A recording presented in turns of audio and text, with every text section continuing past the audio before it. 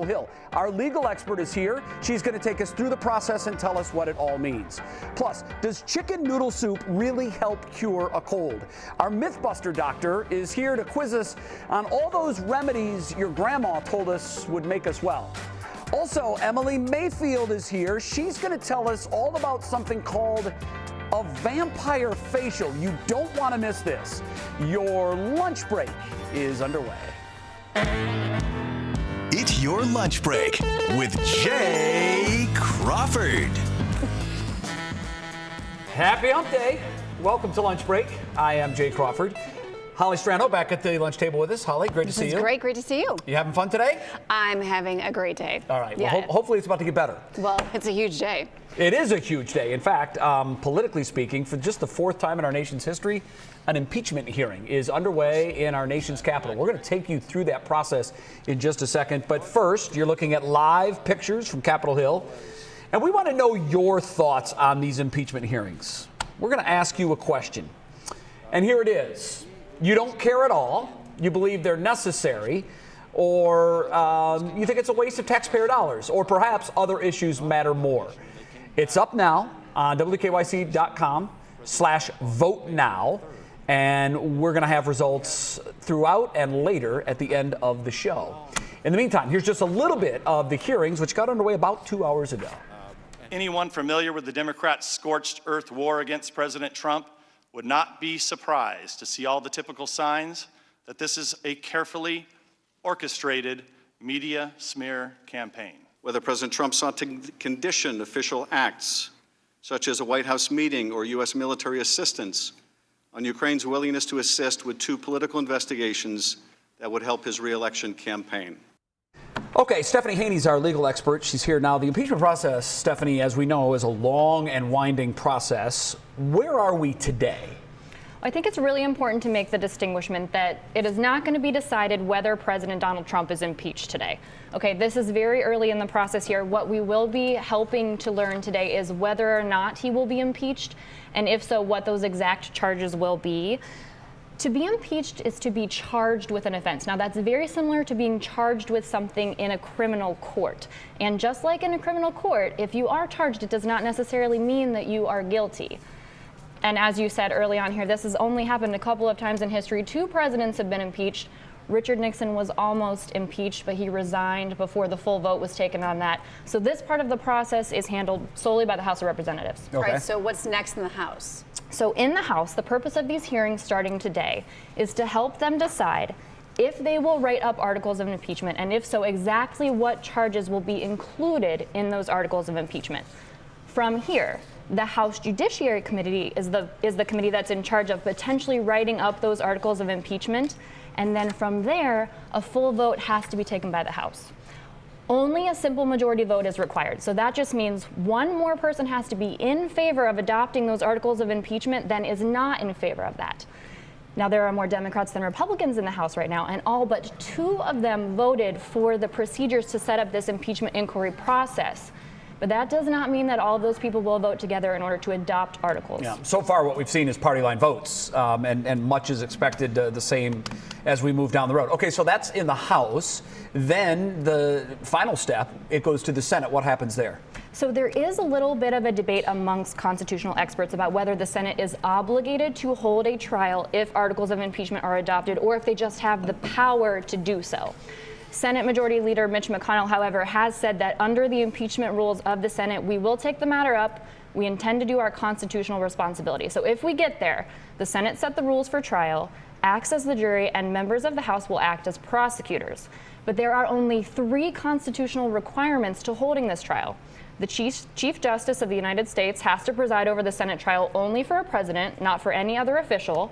Each senator must be sworn in. And in order to convict on this, you need a supermajority vote. So 67 senators to be convicted and removed. And that's the big hurdle, because Yes, you would have to have a defection of about 16 or so Republican senators, and that doesn't seem likely right now. No, it just doesn't. Anything could happen, but that sounds like it would be pretty tough. Right. All right, yeah. Long road for sure before we get there. Stephanie, thank you very much. Appreciate it. Oh boy, Google, not big enough already. It announced news today that they want to get into the checking game. Oh, great. Yeah, I know. This is just the latest attempt by a huge tech company to jump into the banking fray. Amazon has tried this. Apple is trying it currently. Even Uber, they've ventured down the banking and credit trail. Google believes that their startup offer is positioned to succeed primarily because of the millions of customers, Holly, that they already have that use them on a daily basis for ordering products. So the thinking is, well, it'd be easy. You could find your product on Google, and then the financial transaction can happen right there with a Google checking account. What do you think of that? Are you inclined to trust at this point a big tech company with all of your personal banking data? No. I trust Carl, my banker, a human being, with all of my personal banking. We are banking very data. similar on that. Yeah, no way. Yeah. No.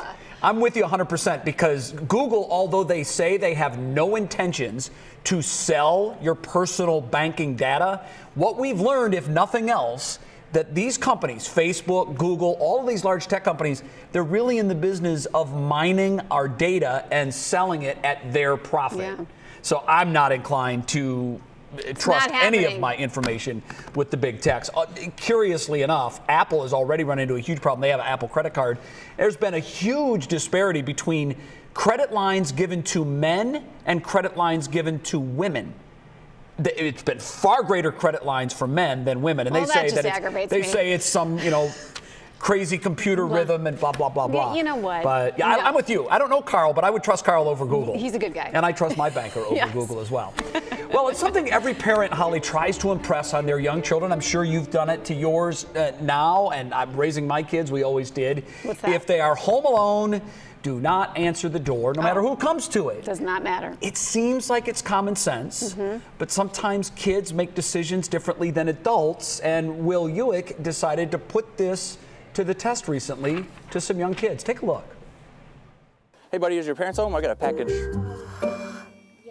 They're home? Okay. All right. Do you mind signing on this for me? At least you brought Carter, the dog. Well, there he is. There's someone at our door, but now he's gone. Oh, wait, they might be calling. Hi. Hi, so there's this guy at our front door, and I'm not going by the front door at all. Oh, that's good. That's I love good. that one. That was a good one. Yeah, she called her mom, which Yeah. is protocol. You want them to do that. She said, Right. I am not going near the front door. We'd all like to think our kids would do that, Right. but we've seen that some answer the door.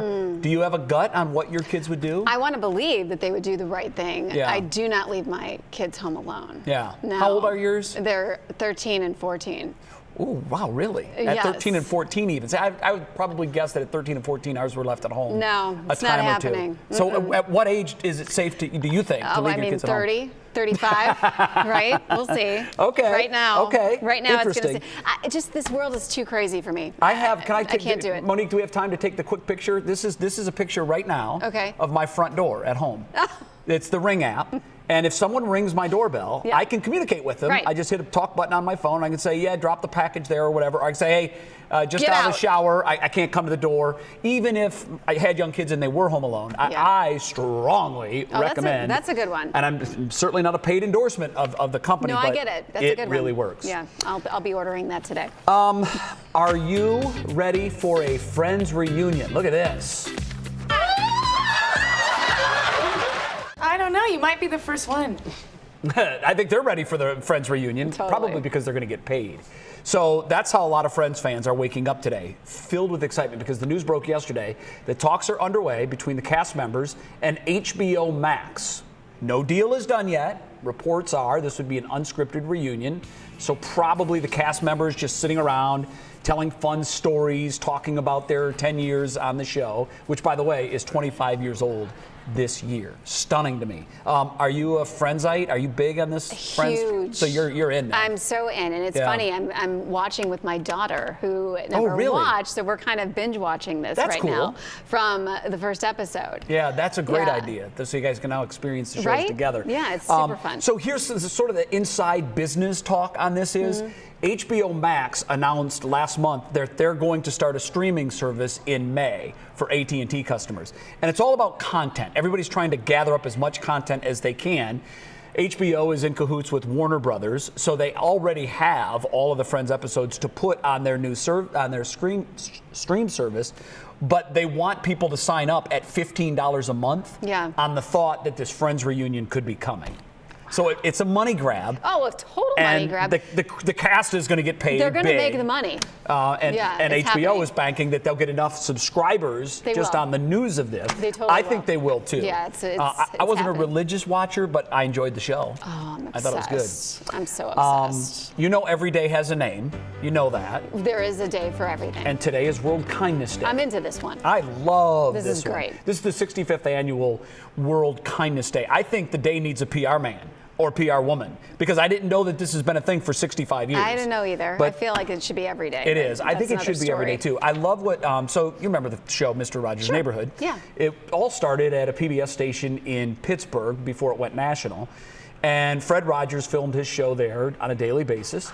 And the Pittsburgh PBS station is encouraging everyone to wear their favorite cardigan sweater today in honor of Fred. Is That was why- his trademark. This is full circle now. This is Yes. why and There you before go. we started, I was complimenting you. I love it. Yeah, well, you know, it's not See? red like Mr. Rogers was, but it's as close as I had. It's beautiful. And it really, by the way, a week from today, the biopic, Beautiful Day in the Neighborhood, debuts at the big screen. Tom Hanks as Mr. Rogers. Here's just a little bit of that movie. Take a look. Mr. Rogers, I'm here to interview you. It is so nice to meet you. You okay? I'm profiling Mr. Rogers. Boyd, please don't ruin my childhood. This piece will be for an issue about heroes. Do you consider yourself a hero? We are trying to get the Wow. I can't wait. Right. I can't He's wait. just amazing. How lucky am I? Mr. Rogers was my commencement speaker. Stop it. It's a true story. Wow. Bowling Green, May 9th, 1987. That's cool. And his message still resonates to me this day. His message was, it takes far less energy to be kind than not, and think about others. Make other people's day in any way you can. You never and it might know be what the someone smallest else is thing. going And that's through. what he said too. He said, you don't know what people are dealing with, and you don't know how big a difference a kind gesture can make. So true. Mr. Rogers, one of a kind. Yeah. Next on the menu, how far are you willing to go for great skin? Oh, that's Kim Kardashian there. Three News correspondent Emily Mayfield tells us all about vampire facials. It's a real thing, and it's next.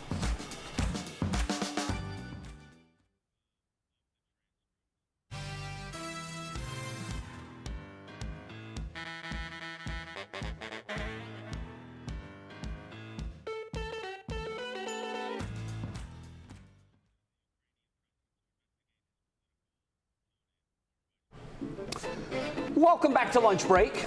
Here's a question. How far would you go to get that perfect, healthy-looking skin?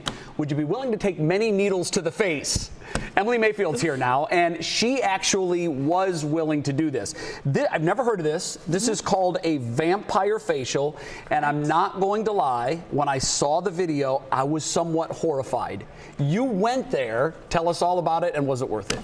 Well, this is probably my favorite procedure. It Really? looks scary on the surface. I'm almost thinking we should watch the clip first and then circle back. All right, well, here it is. Let's Okay. see it, and we'll talk about it on the other end. So you've probably seen the photos on social media. Celebrities and influencers with a face of blood. It's actually a cutting-edge skincare treatment that promises improved complexion and overall skin health. So I'm here today at Revital Med Spa in Westlake to give you an up-close and personal look at this procedure and why it has so many fans. I'm also going to take you with me the next couple days to show you the healing process. I'm here with Dr. Lebed. Can you tell us a little bit about the vampire facial? Basically, it's microneedling, where you have a microneedling device entering the skin and you apply PRP. PRP stands for platelet-rich plasma. It is part of the serum. So the serum has white blood cells and platelets. It treats fine lines and wrinkles. It helps with skin texture. It improves pore size by tightening the pores, and it generally just plumps the skin and really gives you a nice, beautiful glow. Well, I'm excited. Should we get started? Yes, let's do it.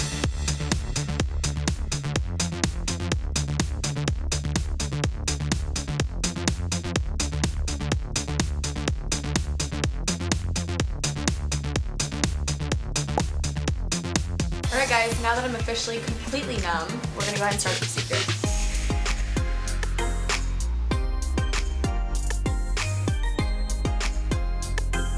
So I really cannot feel anything. I can feel a pressure, but I would never know there's needles on it.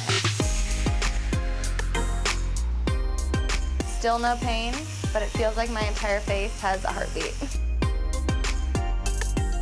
And just like that, 20 minutes later, you look just this gorgeous. I'm gonna take home my souvenir of PRP and keep applying, and we'll track the progress the next 3 days.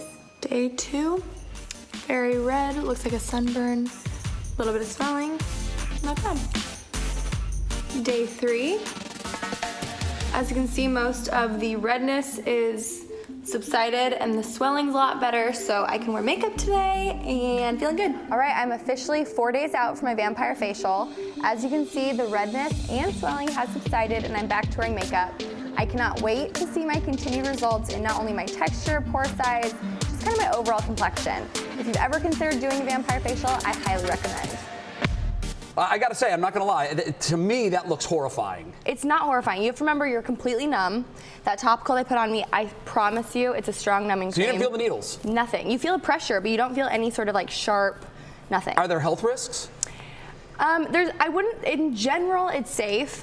People who have clotting disorders or any sort of skin condition may not be the procedure for them. Yeah. So always consult your doctor, but it is a generally safe procedure. Right. Now, I understand you've partnered with Revital Med Spa for your skin treatments. How many of these have you had? So leading up to the wedding, I believe I had 3.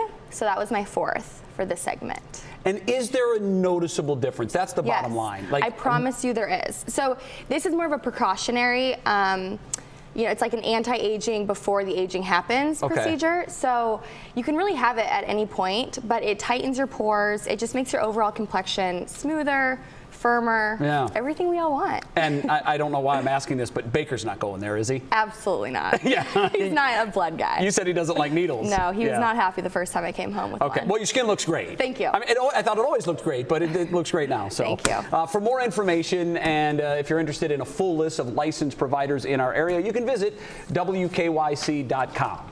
Next on the menu, Holly and I are put to the test. Our Mythbuster doctor is here to quiz us on grandma's home remedies for the cold and the flu. This should be fun.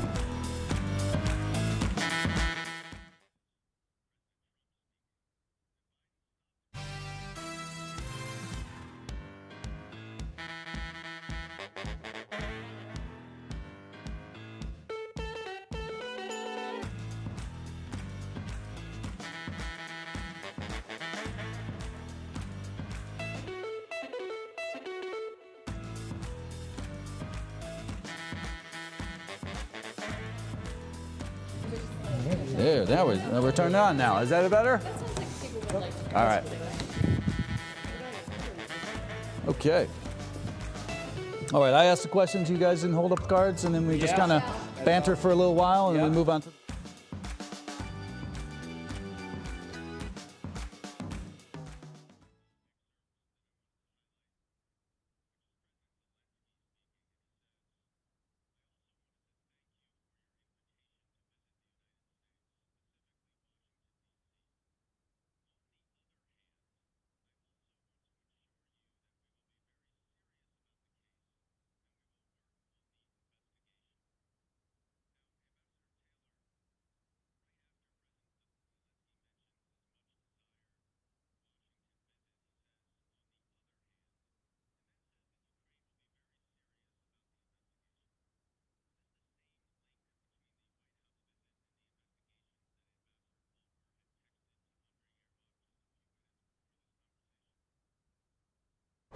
And welcome back to Lunch Break. It's flu and cold season, and everyone has a couple of remedies that are passed down from grandmothers.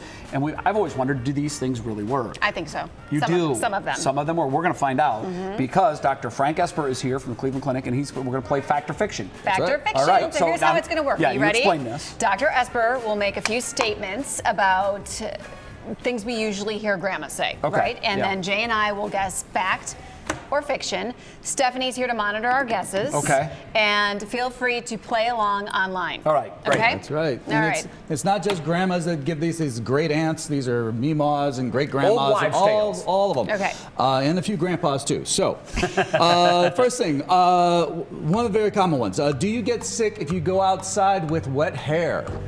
Oh, Can okay, going so outside with wet hair make you sick? yeah, I am Fact or going to say fiction? right here. I'm saying no way. Fiction. That's right. It is fiction. The cold weather in general. All right. Some people say is it your hair is wet, or even just going out into the cold temperature has nothing to do with whether or not you will get sick with the cold, or if you will get sick with the flu.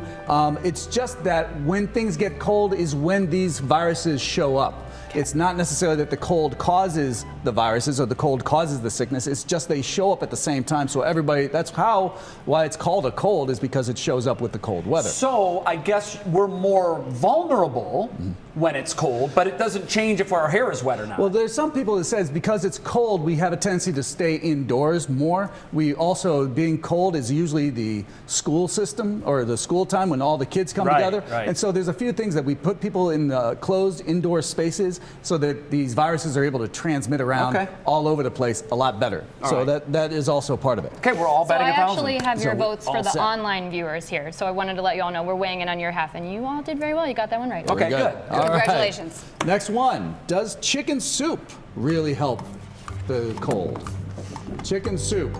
Yay or nay? I'm saying fiction. And I'm saying fact. They're the saying answer true is online. that grandma is onto something. It is a fact. Yes. Yes. And I didn't even know that for real, but it works every time when my mom makes me chicken soup. It helps. It doesn't necessarily help the infection itself. It's not antiviral, but it does help all the symptoms. So the symptoms, for example, when you have all that hot vapor, it helps clear the congestion. The salty broth actually helps soothe the back of your throat with sore throats, as well as its good hydration. So it's not necessarily that the chicken soup itself has some sort of magical concoction My or mom's anything. It's just that any warm, salty broth can do a lot of the same things that help the symptoms. So a hot toddy. So it's comfort food. It makes you feel better. It makes you feel better. It helps the symptoms and it helps Don't you get try back. to get out of And the fact that you that just- being I said, want half credit. All right. That I'm being looking for said, partial credit. the hydration by far and away is the most important thing that actually helps the sickness. Hydrate, yeah, I've Because always heard you that. do get dehydrated, or you can get dehydrated if you have a bad cold and you Okay. don't take your fluids. Well, All right. I'm On winning. a similar note, We're things perfect people online. bring up things like zinc and echinacea and Vitamin C. ginseng and things like that. For the most part, those have not shown any consistent benefit for colds. Yeah. Okay. What online people are saying? We got it right. We said true. So I'm the only idiot in the room right now. There's Indeed. probably a lot Minus- more out there. I'll wear that dunce Not cap the ones that proudly. voted. -1. All right. Should you feed a fever and starve a cold? The feed a fever, starve a cold. That's gone for many, many a year. Wait, I have to think about this. We just said I'll eat reserve comfort our food. online vote until you two give me We an just answer. said eat comfort food. Feed a fever, starve a cold. That is correct. It is fiction. Okay. Generally, Yes. I had to really think about guys, it. if you're taking any test, starvation is never a correct answer. Right, All right. yeah. There's See, that's why I said that can't be benefit of good, starvation. yeah. I don't care if you're taking a physics test. All right. Starvation is bad. So the answer is that a lot of people don't feel like eating when they're sick, and that's fine. You have to listen to your body. If you feel like Maybe you you have can, stomach if you can flu. eat, if you have the stomach for it, you go right ahead and eat. That's fine. But if you don't feel like eating, you don't have to eat, but you do have to drink. Hydration, #1. So always make sure that you are drinking. Always make sure that that you are consuming enough liquid to prevent you from getting dehydrated. But you can eat or not eat. It won't make a difference about how well you feel. All right, very good. All Did I right. get that right We online? got it right. We are 3 for 3 online. You guys did Oh, so there you The only go. one losing is Jay. That's -1. All right. Last one. Don't All right? answer what I answer this No time so we pressure. can tie. No pressure. All right. I'm not Honey. even looking at you. Honey helps a cough. Honey helps cure a cough. Taking honey. Cure a cold? We'll call it just helps a cough. I'm calling an audible on this one. going You guys fast? didn't weigh in, but I feel like this is what you'd say. You sure All you right. don't want to hold up your fiction card for this one? You're playing the it- game. You're not playing. It the doesn't cure it, but I think it can help. It helps a cough. It absolutely Okay. is Oh, fact yes. I got that. it helps a cough. Yeah. Yes. In fact, it's actually recommended by the Centers for Disease Control.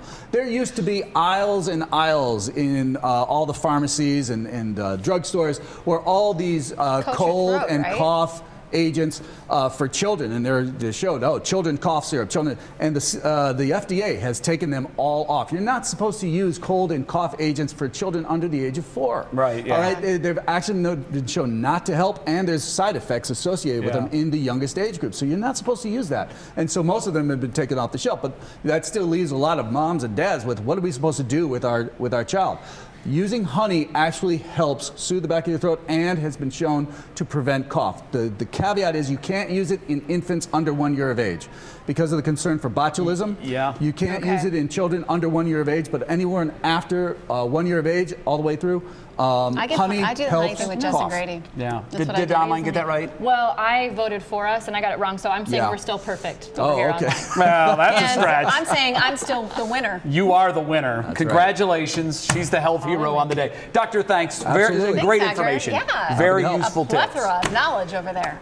Next on lunch break, I am not making this up. A dog learning how to communicate with humans. This is fascinating. I can't wait for this. I love this story. Otis and Maya, pay attention at home. Wow, this is incredible. Is cool.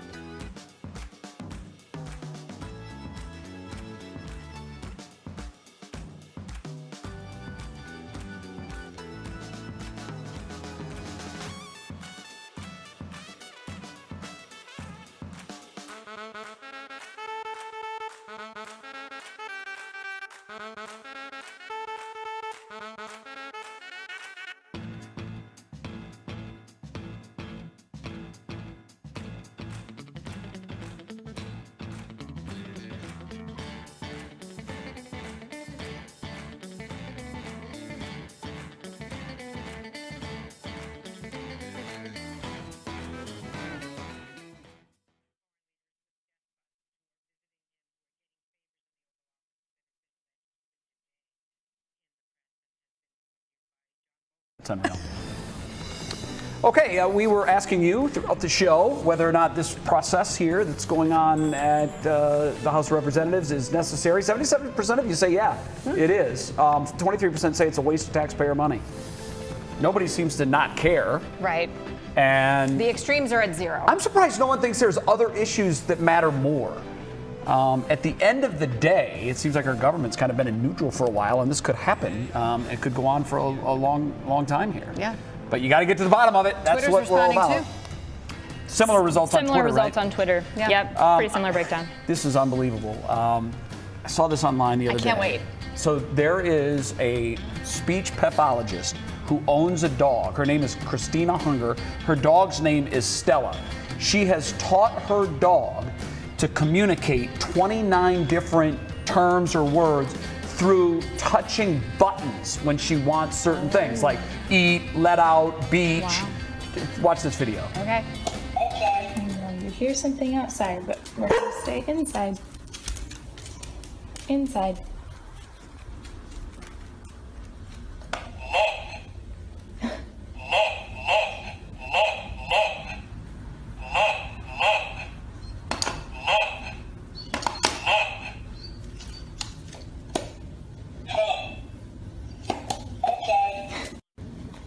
So she's touching look, I might come cry. outside.